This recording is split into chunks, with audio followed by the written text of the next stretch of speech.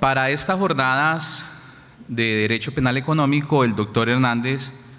me propuso o nos propuso en el grupo de trabajo trabajar o revisar un delito nuevo, novedoso, que se presentó en la última reforma tributaria sobre el delito de omisión de activos o inclusión de pasivos inexistentes, delito que estaba en línea o que está en línea dentro del derecho tributario, derecho penal tributario, si le vamos a llamar así, con otro delito que ya habíamos estudiado en las últimas jornadas. Teniendo que cumplir con unos límites de tiempo, hemos preparado una ponencia un tanto más amplia y aquí vamos entonces, para buscar ganar de pronto mayor tiempo con el que nos ha sido asignado de 30 minutos, dar lectura a nuestra ponencia, dado que en una charla magistral soy de los que le digo a los estudiantes, aunque ahora lo estoy cumpliendo por los fines ya laborales, les decía en clase, hoy nos vamos a ir temprano, y ese era el día en que nos íbamos, empezábamos 6 de la tarde, y les decía, hoy sí nos vamos temprano, y era el día que nos íbamos 9:30, 10 de la noche, entonces tiendo a extenderme mucho cuando lo hago así magistral. Para cumplir con esos fines del tiempo, vamos a dar lectura a nuestra ponencia, la que ya encontrarán de una forma más amplia en la publicación que se haga de las jornadas.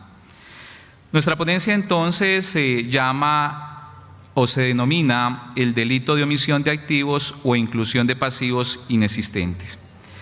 En el año 2016 se produjo nuevamente una de las tantas reformas tributarias que cada vez son más comunes en Colombia y con las que a voces del gobierno de turno se fundamentan en que van a resolver en definitiva los graves problemas del sistema tributario colombiano, como son entre otros muchos el déficit fiscal, la inequidad en el cobro o las tarifas, la elusión y la evasión. Sin embargo, al parecer dicha reforma del año 2016, no surtió los efectos esperados, pues ya se anuncia por el gobierno entrante, con bombos y platillos a través de su ministro de Hacienda, una nueva reforma tributaria con la que, tomando palabras del mandatario local, al parecer vamos a llorar los colombianos. Y con los nuevos o con los mismos propósitos. Esos propósitos son un pésimo mensaje para la sociedad, y es que al parecer el único propósito que tiene esa reforma tributaria es la de mejorar el recaudo, es la de ampliar el recaudo, es porque hay problemas de déficit fiscal. La referida reforma tributaria quedó contenida en la Ley 1819 de 2016, en la que con el fin de cumplir con los fines de perseguir la evasión fiscal, terminó generando modificaciones en el Código Penal en la medida en que creó el delito de omisión de activos o inclusión de pasivos inexistentes, en el que se estableció en el artículo 338, por medio del cual se adiciona el artículo 434A al Código Penal, normatividad que, según el pensamiento de la doctrina especializada, ha llevado a considerar que junto con el tipo de omisión de agente retenedor constituyen los dos únicos delitos tributarios que hay en nuestro Código Penal. De esta manera, entonces, en nuestra ponencia vamos a mostrar una serie de reflexiones producto del análisis dogmático del nuevo tipo penal, en el que enseñaremos lo que consideramos como un injusto que desde su concepción misma encontramos como desafortunada, en la medida en que se nos muestra como alejado de una política criminal seria, consistente y coherente con lo que se ha estimado por los estudiosos del derecho penal tributario, deben ser los motivos que llevan a crear los delitos tributarios, pero en el que además, desde el ámbito dogmático, pone en evidencia graves problemas desde la misma protección del bien jurídico que se pretende amparar con dicho delito, así como en su descripción típica que muestra una errada técnica legislativa que incurre en repeticiones innecesarias del dolo y vacíos en la conducta, entre otros. Cuestiones que al finalizar la ponencia y la misma presentación o artículo ya en la obra, Cuadernos de Derecho Penal Económico, aunque para este año va a tener un nuevo nombre dicha publicación, pretende más que resolver problemas, es mostrar algunos insumos que serán necesarios al tener en cuenta la discusión sobre dicho tipo penal cuando efectivamente se allegue la misma, si es que algún día se da, como lo mostraremos en nuestra ponencia. Lo primero entonces son unas breves consideraciones sobre la política criminal del Estado en materia del delito tributario. Para ello entonces retomamos lo ya señalado en nuestra ponencia sobre la defraudación a las rentas de aduanas. Y allí, siguiendo los lineamientos del profesor Juan Carlos Prías Bernal, señalábamos cómo el establecimiento de una conducta con carácter criminal, si bien en el Estado colombiano es una decisión con gran contenido político, no debería ser de tal sentido sino producto de decisiones de una política criminal de Estado seria en la que se reúna a todos los actores de la sociedad en su deliberación previa. De esa manera correspondería al legislador ordinario, de acuerdo con la valoración que de ella realice y teniendo en cuenta la afectación al bien jurídico tutelado y el servicio de la pena a su función preventiva, determinar cómo y en qué oportunidad es conveniente para la sociedad elevar una determinada conducta al rango delictual. De esta manera, observamos que la tendencia en nuestro país es más bien opuesta, pues es evidente la desatención al principio del ultima ratio ante la expansión del derecho penal especial en todos sus órdenes y en particular en el campo del derecho penal económico, en el que observamos que sin una política criminal seria y bien fundamentada, gran parte de las contravenciones propias del derecho administrativo sancionador han pasado al catálogo del derecho penal, basados en un pensamiento erróneo que la prevención de las conductas que lesionan intereses jurídicos concretos se logra de manera exclusiva o eficiente a través de la tipificación de delitos, dando lugar a una extensa legislación que implica la modificación constante de las codificaciones adoptadas con alguna perspectiva de permanencia, generando la consiguiente incertidumbre derivada de la falta de conocimiento sobre el contenido de la prohibición penal. Nosotros, retomando sobre esta crítica al doctor Juan Carlos Prías Bernal y haciendo la reflexión desde nuestra posición como funcionarios de la rama judicial, compartimos que efectivamente la experiencia ha mostrado, ante los problemas de eficiencia tan grandes como los que afectan el Estado colombiano en general y al sistema penal en particular, la penalización de toda conducta que atenta contra el orden económico no genera un real resultado de prevención, ni de protección a la intervención del Estado en la economía, sino por el contrario, como es claro en nuestro país, dado los altos índices de impunidad y la falta de preparación del aparato judicial para la asunción y conocimiento de dichos fenómenos, implica la remisión pública del nocivo mensaje en sentido que el Estado no tiene la capacidad para responder de manera eficiente y real a este tipo de problemas. El profesor Prías Bernal destaca cómo ante la implementación de un régimen penal delictual en materia tributaria, fiscal o aduanera, se tendría que tener en cuenta que este solamente se justifica cuando se realiza en tutela y protección de un interés fundamental de convivencia social. O, dicho en otras palabras, la penalización de tales comportamientos no puede realizarse sin una adecuada conceptualización del bien jurídico que pretende tutelarse, el cual desde ningún punto de vista podría fundamentarse en la incapacidad del Estado para recaudar los tributos y mucho menos en las dificultades de naturaleza puramente fiscal, como muchas veces parece ser la sensación que se genera el ciudadano, tal y como se escucha en relación con el nuevo delito de omisión de activos o inclusión de pasivos inexistentes. En ese mismo sentido, la opción de penalización delictual de las diversas formas del delito tributario o fraude tributario se tendría que evaluar a la luz de la eficiencia y preparación del aparato judicial, Fiscalía, Policía Judicial y jueces para la asunción de tal tarea, pues es evidente que la pena no es susceptible de ser aplicada por la jurisdicción, desprestigia el carácter del derecho penal y más que un mecanismo de prevención, retribución o resocialización, su ineficacia constituye una invitación a la realización de la conducta prohibida. Desde ese punto de vista, el delito de omisión de activos o inclusión de pasivos inexistentes, de llegarse a aplicar, tendría ese esa primera dificultad, la falta de preparación del aparato judicial, que en lo mínimo, como es en los momentos actuales, que es su presentación de la declaración de renta, no conozco el primer compañero juez penal que directamente haga su declaración de renta. Y ya veremos que eso tiene implicaciones o tendría implicaciones de este delito, sino que acudimos a los contadores públicos. Y entonces, ¿qué se esperará cuando es problemas generados en una declaración de renta frente a la omisión de activos o inclusión de pasivos inexistentes, que sea ese juez el que tenga que fallar este tipo de delitos o conductas delictivas? En nuestra ponencia también buscamos, si estudiamos el delito de omisión de activos o inclusión de pasivos inexistentes y la discusión que hay en relación con el bien jurídico, hay que determinar si realmente ese delito, como lo concluye gran parte de la doctrina que hasta el momento ha estudiado el mismo, es un delito tributario o no, porque de allí dependerá entonces, si le damos la categoría de un delito tributario,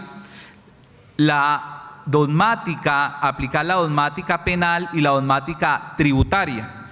Si no, simplemente lo estudiaríamos desde el punto de vista de un delito ordinario. Frente a ello, entonces, en nuestra ponencia revisamos los conceptos de delito tributario, las características de ese delito tributario. En relación con el concepto de delito tributario, el autor Elio Lomonte señala que en el lenguaje común se suele entender dicha expresión como cualquier forma de conducta ilícita, remisible en unidad al hecho de causar un peligro o bien una disminución de los ingresos en favor del Estado, sean tributarios, financieros o cambiarios. Mientras que en un plano más estrictamente técnico-jurídico se distinguen varias hipótesis del delito contra los ingresos decretados por el Estado, si bien caracterizados por peculiaridades no siempre fácilmente identificables a prima facie. Asimismo, dicho autor alude a que la doctrina mayoritaria entiende el delito tributario como ese hecho activado contra los tributos, el interés de los tributos, o bien ese hecho dirigido contra las relaciones tributarias que tiene del lado activo al Estado y del lado pasivo al contribuyente, estableciéndose por ese sector de la doctrina que representa una especie de género de los delitos financieros. Allí ya, con este concepto, nos remite a una discusión mucho más amplia y que constituye la esencia, el sustracto hoy en día de la discusión en relación con el delito tributario en Alemania, en España, que es el bien jurídico, que también para nosotros viene a presentar esa discusión en el bien jurídico en la medida en que el legislador decidió, dentro del ámbito de su autonomía, de las facultades y potestades legislativas que tiene, ubicar este delito, como lo veremos más adelante, dentro del bien jurídico de los delitos contra la administración pública, y no lo ubica, como sería finalmente la conclusión a la que llega la gran mayoría de la doctrina, que es propio de un delito contra el orden económico social, o si se crea una subespecie dentro de un delito contra la hacienda pública, y la hacienda pública no como delito contra la administración pública, sino la hacienda pública como una subespecie dentro del bien jurídico orden económico social. ¿Qué características tienen los delitos tributarios? La profesora chilena María Magdalena Osondón Huidón establece las siguientes características: 1, la relación tributaria como presupuesto; 2, la obligación tributaria; 3, los delitos tributarios como delitos de infracción de deber. En relación con este último concepto de los delitos tributarios como delitos de infracción de deber, es otro punto de discusión en la doctrina si el delito tributario es un delito de defraudación o es un delito de infracción de deber. Siendo un delito de defraudación, es un delito que estaría, como los demás delitos de defraudación, una especie, la estafa, y en este caso una estafa fiscal, una estafa a la hacienda pública. O siendo un delito de infracción de deber, un delito especial con un sujeto activo especial que lo que hace son infringir deberes especiales que se reclaman del mismo. Para la doctora Magdalena Osandón Winón pues considera que es un delito de infracción de deber, y la tendencia actual pues en estos campos del derecho penal tributario es la misma. Tienen repercusiones amplias que se escoja como un delito de defraudación o un delito de infracción de deber, como lo vamos a ver cuando estudiemos al sujeto activo.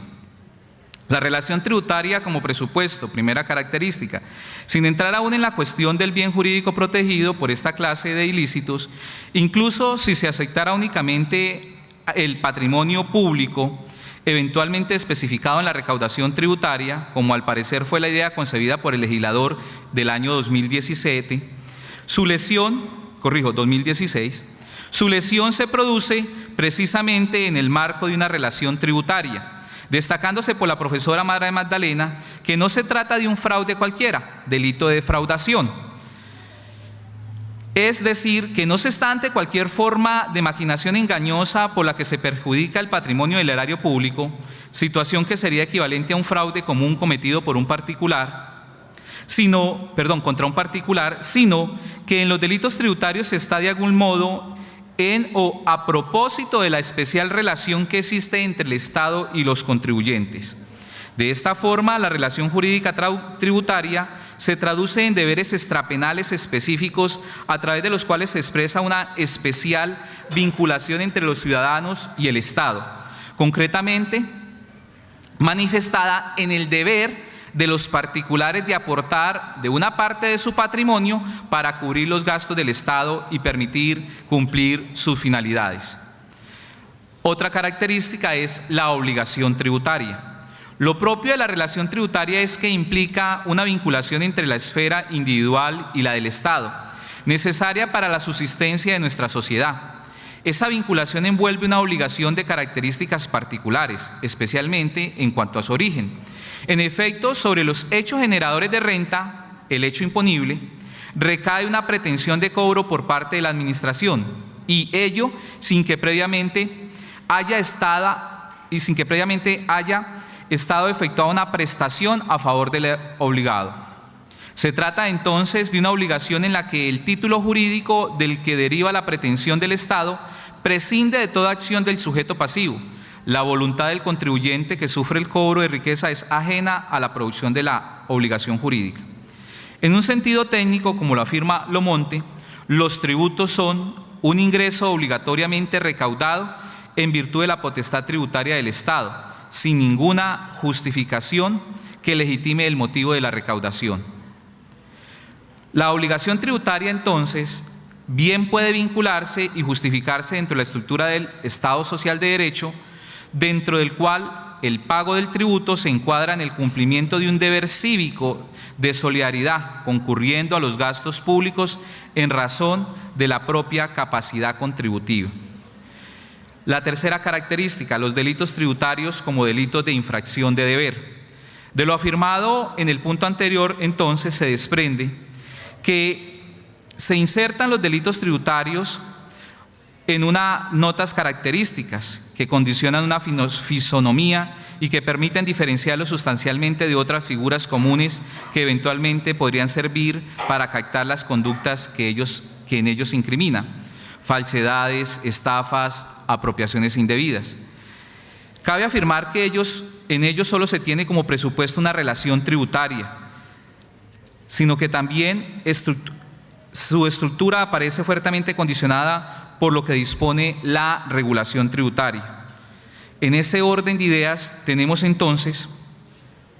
que, según nuestro modo de ver y siguiendo también de la poca literatura o única literatura que encontramos para el derecho penal colombiano, artículos sobre el artículo 434A fue un artículo del profesor David Rueda Mantilla, y él allí reflexiona o señala cómo el delito consagrado en el artículo 434A del Código Penal es un delito tributario, y nosotros, con el recorrido que hicimos, pues llegamos a la conclusión también que el artículo 434A del Código Penal, empero que se establece de manera formal, porque allí también va a haber otra discusión no más sobre el bien jurídico, empero que se puso dentro del bien jurídico delitos contra la administración pública, terminó o termina siendo un delito tributario. Por lo tanto, si es un delito tributario, debemos tener en cuenta para su estudio dogmático tanto la dogmática penal como la dogmática tributaria.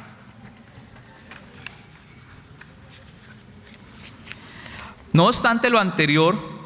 llegar a esa conclusión que el artículo 434A es un delito tributario no es una conclusión afortunada. Por el contrario, llegar a esa conclusión lo que nos va a mostrar es finalmente la materialización o la descripción típica de esa conducta es que sí es un delito tributario y lastimosamente nuevamente se incurrió por el legislador en los errores que siempre tiene la tipificación de delitos tributarios en nuestro ordenamiento cuando a ello se ha aventurado el legislador. De esta manera resultaría necesario señalar, como ya lo referimos en nuestra ponencia sobre la defraudación de los tributos de aduana, que se observa que en la normatividad tributaria o el delito tributario se incurren en una serie de errores o faltas de técnica legislativa y pues de ello no se puede escapar el artículo 434A del Código Penal, que como lo examinaremos más adelante, se ha caracterizado entonces siempre el delito tributario en nuestro ordenamiento por una técnica de redacción de las figuras jurídicas incriminadoras bien lejana de las indicaciones iluministas de simplicidad y claridad que tienen los tipos penales en el derecho penal común. El resultado de ello se concluye por los estudiosos en la materia ha sido tener una disciplina tributaria presa del caos, con el consiguiente riesgo de contradicciones entre impuestos e impuestos, entre procedimientos tributarios, procedimientos jurisdiccionales, procedimientos penales, y también por las continuas reformas y contradicciones entre derecho sustantivo, derecho sustancial, así como por los conceptos administrativos a través de las circulares que expide la Dirección de Impuestos y Aduanas Nacionales, DIAN, que vendrían a generar un problema desde el punto de vista del tipo penal en blanco y desde el punto de vista del principio de legalidad a través del principio de reserva legal. Conforme a lo anterior se advierte entonces por la doctrina citada con anterioridad, en la preparación de la orden jurídica del legislador tributario a menudo incurre en tres tipologías diferentes de error, los que desafortunadamente al examinar el artículo 434A del Código Penal, como lo veremos más adelante, se evidencian en este. El primer aspecto consiste en el uso excesivo de términos de naturaleza puramente técnico-contable. El segundo concierne a la remisión frecuente a disposiciones tributarias escasamente coordinadas y en algunos casos directamente contradictorias. Y el tercero se refiere a una ausencia de taxatividad y de claridad que se encuentran en muchos conceptos dados por la autoridad tributaria, lo que referíamos a los conceptos de la DIAN. Entremos ya frente al delito de omisión de activos o inclusión de pasivos inexistentes. Dentro del título 15, Delitos contra la Administración Pública, mediante la Ley 1819 de 2016 se estableció el capítulo 12,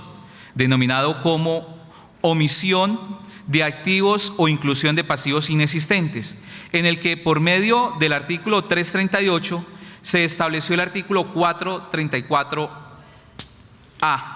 por el cual se creó el delito de omisión de activos o inclusión de pasivos inexistentes, en el que se consagra la siguiente, la descripción típica es la siguiente.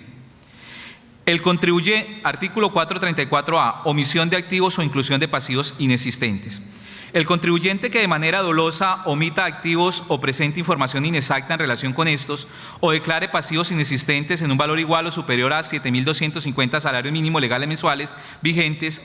y con lo anterior afecte su impuesto sobre la renta y complementarios o el saldo a favor de cualquiera de dichos impuestos, será sancionado con pena privativa de la libertad de 48 a 108 meses y multa del 20% del valor del activo omitido, del valor del activo declarado inexactamente o del valor del pasivo inexistente.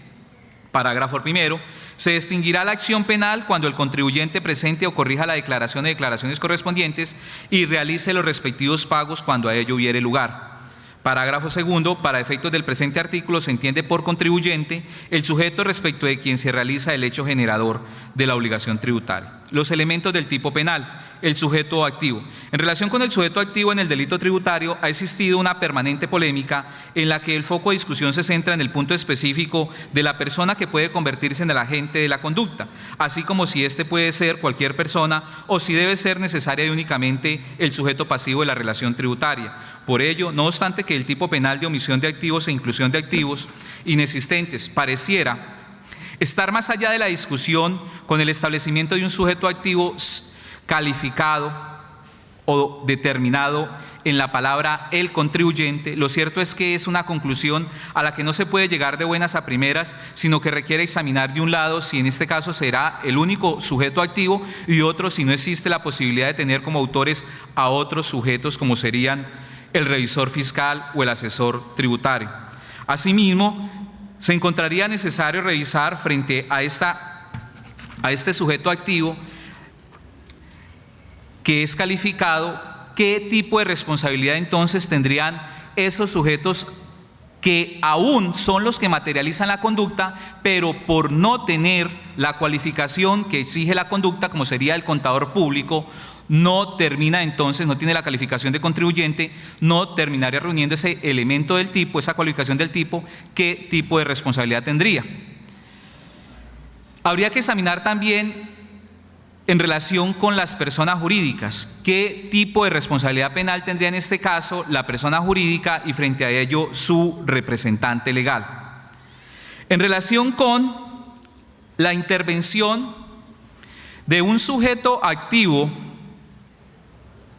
no calificado en la materialización del tipo, como se hizo en el derecho penal español, se podría tener la solución de la aplicación de la figura consagrada en el Código Penal Español de 1995, el artículo 31 del Código Penal, en nuestro Código Penal, el artículo 29 de la figura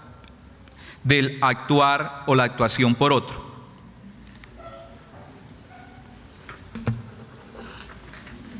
El sujeto pasivo. En relación con el sujeto pasivo, si seguimos la obra del profesor Alfonso Reyes,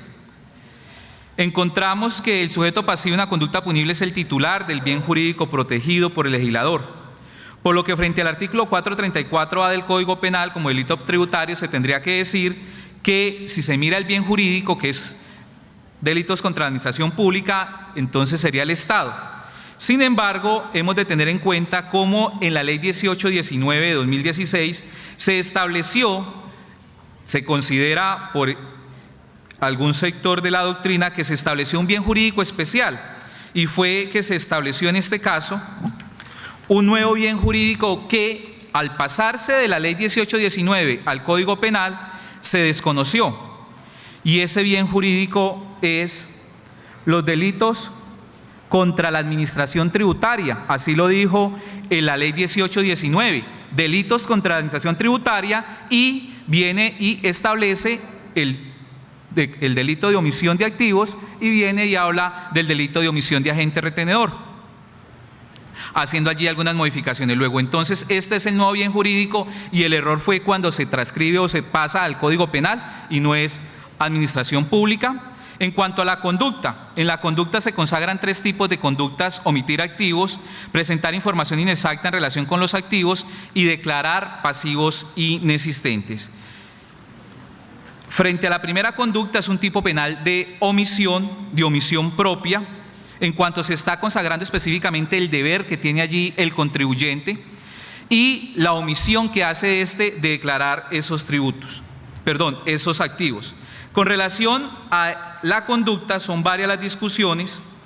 las críticas que hay. Uno, el valor de los 7.250 salarios mínimos legales mensuales vigentes se establece por la doctrina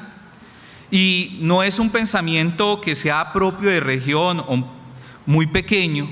sino es que quién tendría esa capacidad o para quién tiene esa capacidad de tener esos activos si hacemos la multiplicación de esos 7.250 salarios mínimos. Da un concepto muy amplio, muy grande. ¿Quién estaría en esos conceptos? Luego es el primer concepto o la primera crítica que se hace frente a la conducta, que sería un delito que casi sería inaplicable, porque o sería para un margen muy específico. Otra de las críticas que se hacen en relación precisamente con esos 7.250 salarios mínimos mensuales es que, como está consagrado en el tipo, no se sabe hacia dónde aplica. Hemos dicho que hay tres conductas: la de omitir activos, la de presentar información inexacta en relación con los activos y la de declarar pasivos inexistentes. Y aparece dentro de la redacción, al finalizar, la declaración de pasivos inexistentes sobre los 7.250 salarios mínimos legales vigentes. Luego allí la discusión es, ¿esos 7.250 salarios mínimos tienen que ver con las tres conductas o solamente con la última de las conductas? Otra de las discusiones que se hace, y en este caso pensábamos nosotros en nuestro estudio por la fuerza que vimos allí el fiscal general de la Nación en el proyecto de ley que se impulsaba en el Congreso, que pensábamos que lo estaba respaldando, el fiscal general de la Nación, el doctor Néstor Humberto Martínez, puso una crítica, y es que señaló cómo viene y habla el tipo penal de declaración de activos u omisión de pasivos, o relación de pasivos inexistentes, y va y se examina la forma como se hace la declaración de los tributos y se advierte que no es, por lo menos el formulario de la declaración de renta, allí la persona no declara unos activos, no relaciona, no discrimina unos activos, sino lo que hace es relacionar ya el concepto, un quantum, una cuantificación de esos activos. Luego entonces la crítica del doctor Néstor Humberto es cómo se va a materializar ese tipo si es que cuando el contribuyente en Colombia declara, él no declara activos, él lo que hace es señalar unas cifras. Luego entonces, ¿en dónde se va a especificar qué activos dejó de declarar o qué activos dejó de declarar? Creo que por razones de tiempo ya me sacaron la tarjeta roja, y eso que les había prometido que leyendo sí cumplía con los 30 minutos. Lo demás pues lo encontrarán ya en la ponencia, que no deja de ser un tema muy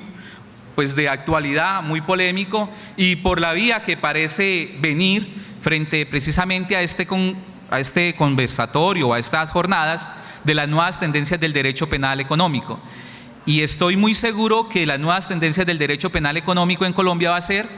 el del delito tributario. Se viene, yo creo que una legislación amplia, mucho más amplia, seguramente que con unas mejores redacciones en el delito tributario. Luego, pues, sin lugar a dudas, es una nueva tendencia del derecho penal colombiano. Muchas gracias a ustedes por la atención prestada y pues que tengan un feliz día.